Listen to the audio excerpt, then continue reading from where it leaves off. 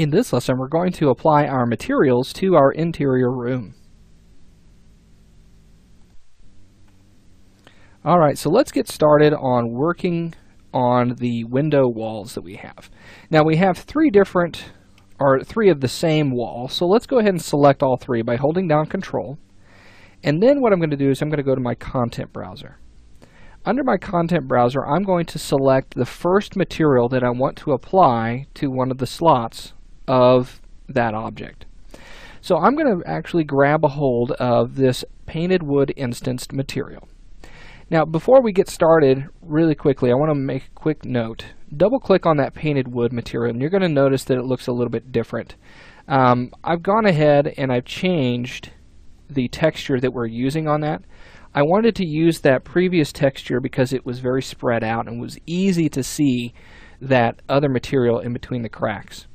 So if you're following along with the tutorials and you want to use the exact same texture, what you'll do is you'll go to this spot where I said Controls Roughness, and you're going to change out that texture. So just kind of zoom out. This is controlling the paint itself. So you'll select that, and then you're going to go to your content browser. Let me go ahead and dock this up here. You go into your content browser under your DT textures, and we had used the cracked paint _M, but instead we're going to use the cracked paint _M_01. Same thing for its normal. So you'll want to go ahead and select that, and then simply go back with that texture sample selected. Hit this button right here. That's Use Selected Asset from the content browser, and that will switch out that texture. And then you'll have to come down to this normal map, okay, and do the same thing, but instead you'll want to use the _01 normal map.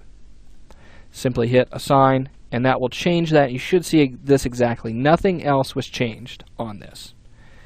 Alright, perfect. So now that we've taken a look at that, just to make a quick mention of that, let's go into our content browser, go to our materials, and let's select the instanced material. So it's the first instance. Let's go to our level editor, and with these selected, if we scroll down in our details, you'll notice that our materials, we have several different slots. And if you look at some of your other assets, you'll notice that it may have more or less elements. These elements are created in your 3D software package. So whenever I was modeling out this wall, I knew that it was going to have several different types of materials on it.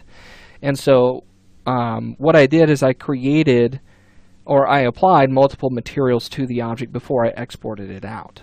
Okay, now that's getting into game prop and asset creation methods, and we're not going to get into that. We just want to talk about how to apply materials just for right now. Okay, so with that first material selected, that instance, let's go in and let's apply this to element 1. Now you might be asking, why don't we apply it to element 0? Well, I know what that material needs to be there. So you can see here that it's applied that cracked paint on all of these wood portions of my wall. Now it looks pretty good, happy with that.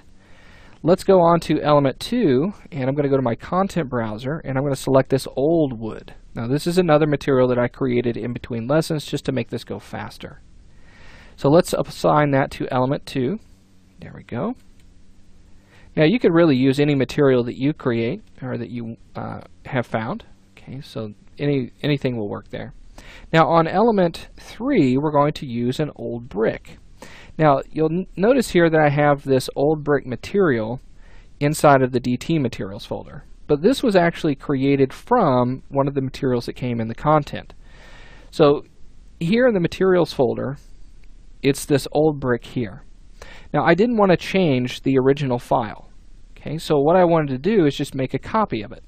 To make a copy of a material, all you have to do is left click and drag that into the new folder that you want to make a copy of, and you'll just drop that and it'll give you an option to either copy here or move here. Now copy here is going to make a complete copy and put it in that folder, leaving the original here where it's at. Now if you say move here, it's going to take this material and move it into the new folder. I'm just going to left click away from that because I don't want to do either, because I've already done that. So let's go ahead and select that, And you'll notice it looks a little bit different than the original, and that's because I had changed the tiling of it. And I did that with a text core node. So you'll notice it's 6 and 6. Let's go ahead and make sure that's selected, and then we're going to apply that to element 3 and then also to element 0. Alright, great. So now that we have all of that set, actually, you know what? Let me apply that old wood to element 0. So let's go to old wood instance, and not old wood, but the painted wood. There we go. Alright, so that was applied to all 3, and that's because I had all 3 selected. Let's go ahead and apply the materials we need for our walls. I'm going to show you another way of applying materials. What we can do is we can go into our materials folder. Let's select this old brick here, and I'm going to left click and I'm going to drag that over my tab and then drop that onto the item that I want to apply that material. Very good. Easily done. Now you can also hold down Control and you can drop that on all of these surfaces that you have selected, or all the objects that you have selected. So let's select all of those holding down Control. I'm going to make sure that I have these outside walls here selected as well. Now I know it's kind of hard to see because we're in lit mode, but if we go to unlit, you can see that. Now let's do the same thing. Let's go to Content Browser. We're going to left click, drag that over our Level Editor tab, and then drop that on one of those, and that will apply it to the rest. Perfect. Now let's go ahead and select the material for our floor. And in this case, we're going to go to DT_materials. Let's grab this concrete tiles, left click, drag that, and drop that onto the floor. Let me go ahead and switch this back to lit, and you'll see that that actually has a tiled floor there. Let's get the objects we need for the frames. So I'm going to select all 3 of those frames, seeing how they're exactly the same of the doorways. Let's go into our content browser, grab the old paint, and I can't remember, I think I need this instance too. Let's go ahead and drag that, and we'll drop that on one of those, and you'll see that that is dropped. That looks good. And then let's select the doors, so all 3 of those. Now this one's going to look a little bit different because the door actually has a handle on it too. And so with all 3 of those selected, let's just simply use this painted wood, but this one's an instance and it's turned green. So with that, we'll simply assign that to element 0. And then let's go into our materials folder. Let's select this brushed nickel, and let's assign that to element 1. That's going to apply that to our doorknob. Alright, great. So that's all applied. Let's also take the floor here. I'm going to grab that old painted wood, whoops, instance 2 on that one, and we'll assign that. So that's going to give us kind of that painted wood look across the top of the ceiling, make it look kind of dirty. Now let's finally grab these pieces here, and these are the pillars. And with those, let's go in and let's select this material, and it's this concrete grime, and we'll assign that. There we go. So we've assigned all of our materials. Now one thing that I don't necessarily like are these pieces right here.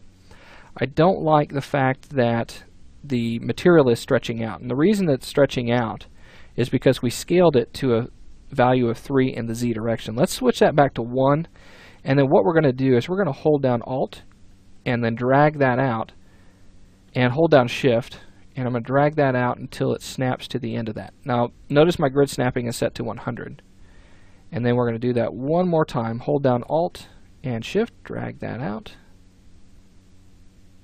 and it looks like we may have gone too far. Yep, we did.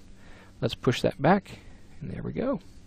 So there we have our beams. Now because the texture on that is seamless, because these are butting right up against one another end to end, that will appear seamless, so that's perfectly fine.